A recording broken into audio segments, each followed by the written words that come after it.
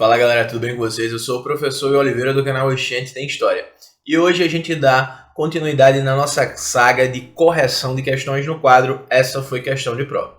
Hoje a gente vai trabalhar com uma questão que caiu no SSA aplicado em 2023, SSA 3, ok? Para alunos do ensino médio do terceiro ano. Essa questão ela traz uma imagem, certo? Mas essa imagem ela é alegórica, ela é representativa.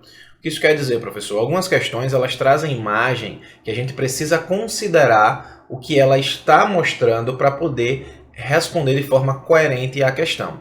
Essa imagem ela traz mais o evento aqui do Muro de Berlim para que a gente tenha uma visão da época, a gente tenha uma personificação do que o enunciado traz, ok? Mas ela não é determinante, a gente não precisa considerar essa imagem para resolver a questão, como a gente já fez em questões anteriores, ok? Então é uma questão, ou melhor, é uma imagem puramente alegórica.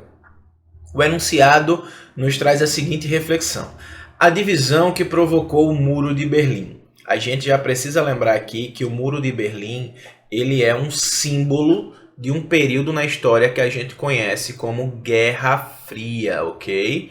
Então a Guerra Fria, que começa ali após o final da Segunda Guerra Mundial e vai até a dissolução da União Soviética em 1991. Então esse Muro de Berlim ele está ligado à Guerra Fria e ele começa a ser construído ali no ano de 1961. Ok? Então a gente precisa manter essas duas informações referentes ao Muro de Berlim na nossa mente para poder resolver essa questão.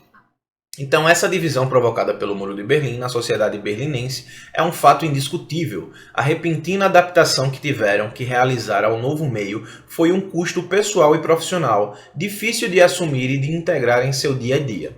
Qual foi a principal consequência imediata? Então a gente precisa entender aqui que esse é o cerne da questão, é a essência, ok?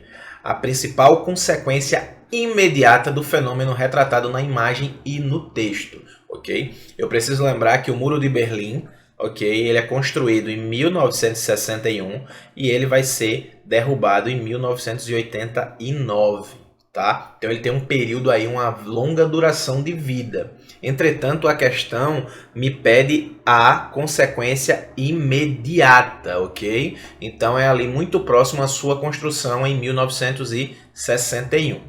Então bora lá. Letra A nos diz o seguinte: despertar de uma consciência coletiva sobre o nazismo. Ok? A gente precisa saber que aqui na Guerra Fria a gente está falando sobre Estados Unidos versus União Soviética, ok? Então a gente não está falando necessariamente mais sobre o nazismo. Esse nazismo, a gente percebe que não que ele vá deixar de ser conversado, dialogado, de ser pauta, mas a gente sabe que a Segunda Guerra Mundial ela acaba em 1945. A partir daí é Guerra Fria e o Muro de Berlim não está relacionado necessariamente ao nazismo, apesar de ter sido construído na Alemanha. Mas ele está relacionado a essa polarização aqui, ó, Estados Unidos e União das Repúblicas Socialistas Soviéticas, ok? Então a letra A ela não pode ser, tá? Porque não fala sobre essa consciência coletiva, esse despertar dessa consciência em relação ao nazismo. Isso já acontece ali desde a década de 30, quando ele começa a surgir, e isso aí também durante todo o período da Segunda Guerra, né, de 39 a 45, ok? Letra B. Fortalecimento do controle e isolamento no lado ocidental.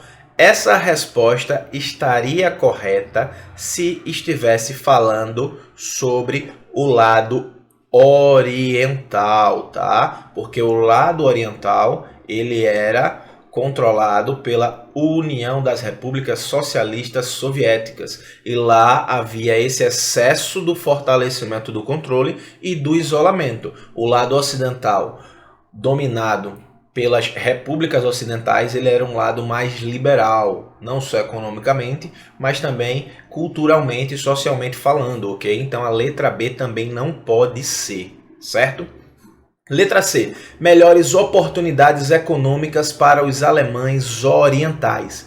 Ó, tudo que for relacionado à Alemanha ou aos alemães orientais, a gente vai perceber que há uma dificuldade justamente por conta dessa centralização e dessa monopolização social, cultural, política, militar exercida pela União Soviética, ok? Em relação ao lado oriental. Então essas oportunidades, elas eram mais comuns no lado ocidental, certo? E não do lado oriental. Logo, a letra C, ela está incorreta. A letra D, formação de um exército comum. Aqui eu já não precisaria nem ler mais o restante da questão. Se eu estou falando que o muro ele serviu para dividir a Alemanha oriental da Alemanha ocidental, essa questão de ideia de exército comum, ela não existia. Tá? Então cada local ele era controlado por uma das grandes potências da época, o lado ocidental pelos Estados Unidos e outros aliados, e o lado oriental pela União Soviética, ok? Então por eliminação a gente só fica aqui com a letra E, que é a alternativa correta, que nos diz o seguinte: restrição drástica do fluxo de informações e interações culturais. Isso aqui é uma das características imediatas à construção do Muro de Berlim, porque a gente percebe que o lado oriental ele passa a ficar isolado não só do fluxo de informações, mas das interações culturais com o mundo ocidental. Então há um grande monopólio intelectual, social, cultural e político no lado oriental, controlado pela União das Repúblicas Socialistas Soviéticas, ok? A União Soviética. Então a nossa resposta correta é a letra E, restrição drástica do fluxo de informações e interações culturais. Espero que vocês tenham gostado dessa correção de questão. Continuem nos seguindo, se inscrevam no canal. Espero que vocês compartilhem, sugiram questões para que a gente possa fazer correções juntos com vocês, certo? E também não deixem de seguir e conferir a nossa página no Instagram, @oxentetemhistoria. Aguardo vocês na próxima correção. Um forte abraço!